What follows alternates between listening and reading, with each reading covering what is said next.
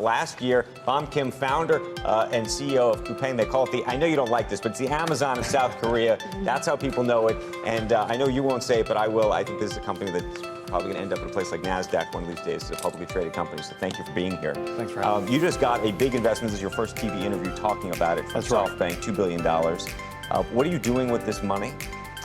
We've made enormous investments in technology platforms over the last 3.5 years. A number of areas from supply chain, payment, data, search and discovery, and we are now in a position to leverage these technology investments and make our customer experience 100 times better. And it's exciting because we're just scratching the surface. Would you ever expand outside of South Korea? People don't even appreciate, having been there and seen what goes on, Coupang, it's like you can't buy anything without this company. It's like, I don't know if I don't want to call it a monopoly, nobody likes the word monopoly, but literally like 1 out of every 2 diapers in the country sold by this company. It's kind of a crazy situation.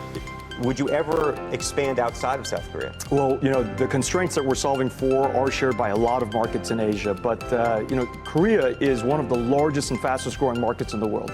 It's the 5th largest e-commerce market in the world today. It's on pace to be the 3rd largest e-commerce market in the world in 3 years, just behind China and the US. So there's a lot of opportunity in the home market, and we're focused on the home market today. How often do you get calls either from Jeff Bezos or Walmart? No, I can't.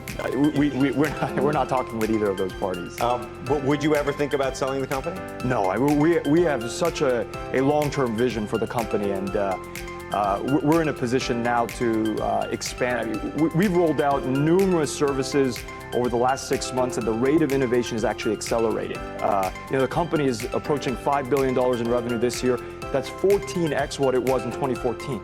And as our scale has gotten bigger, the rate of growth has accelerated. So this year, we're about to exit the year at 70% year-over-year growth, which is more than 3 times the rate of the market growth. Right. So this is an exciting time. We have all the plans in the world right now to keep investing where we're investing. Tell us about some of the new technology you're developing. One of the things that's so amazing is, when they actually do, they do, it's all end-to-end. I'm sorry to do, I'm telling you the story.